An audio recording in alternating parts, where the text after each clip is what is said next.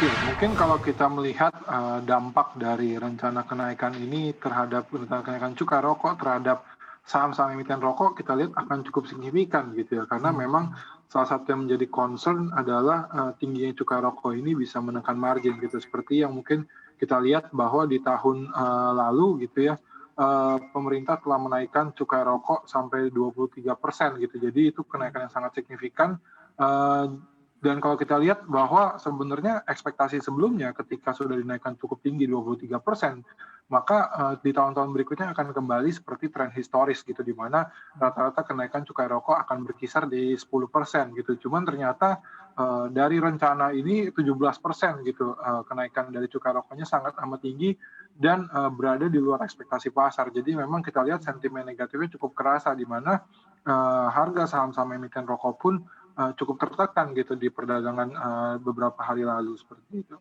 Baik, 17% ini di luar ekspektasi pasar karena idealnya tadi untuk angka make sense-nya sekitar 10-an persen. Mari kita review back lagi Mas Randy Wijaya, pasca ada penyesuaian kenaikan cukai rokok yang terakhir, sampai sekarang pergerakan harga emiten berbasis rokok ini seperti apa sih sebenarnya?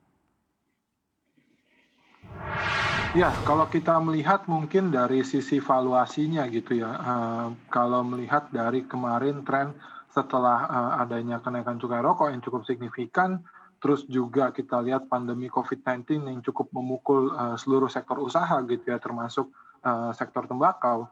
Ini kita lihat bahwa memang, harganya masih belum bisa recover ke, tren sebelum pandemi gitu, di mana kalau kita lihat secara valuasi ini, sangat berbeda sekali, dibandingkan dengan historis, di mana mungkin secara historis kalau kita lihat, level PE ratio-nya itu bisa sekitar 20 kali lebih, namun sekarang itu masih di kisaran 10 sampai 15 kali range-nya gitu. Jadi memang sangat, jauh dibandingkan dengan rata-rata mungkin consumer sector gitu, di mana kalau kita lihat, sampai dengan saat ini, valuasi, sektor rokok gitu dia, valuasi emiten-emiten rokok ini, secara rata-rata terdiskon sekitar 30% lebih, dibandingkan dengan, sektor consumer secara keseluruhan.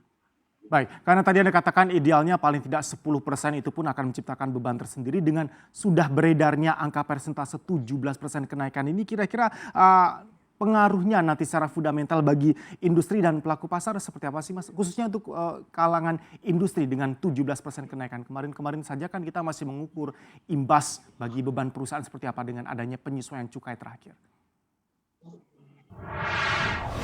Iya, kalau kita melihat imbas ke depannya gitu, di mana, kalau kita melihat mungkin dari, beberapa konsensus analis, kita lihat bahwa sebenarnya di tahun 2021 adanya ekspektasi recovery untuk kinerja emiten rokok gitu ya. Karena pertama, tentunya aktivitas masyarakat yang sudah kembali membaik itu harusnya bisa meningkatkan demand gitu, dan ekspektasi awalnya tentunya cukai rokok ini kan, jauh, bakal kembali ke tren historis gitu tadi di level 10-an persen. Namun ternyata, tren dari, kenaikan cukai rokoknya itu bisa lebih tinggi gitu 17%, sehingga ada kemungkinan bahwa estimasi, laba bersih ke depan ini masih ada potensially diturunkan gitu. Karena, dari yang mungkin rata-rata bisa kenaikan sekitar 10% ke depannya, ini mungkin nantinya akibat dari kenaikan cukai rokok, maka pertumbuhan laba bersih, di 2021 mungkin bisa hanya single digit, seperti itu.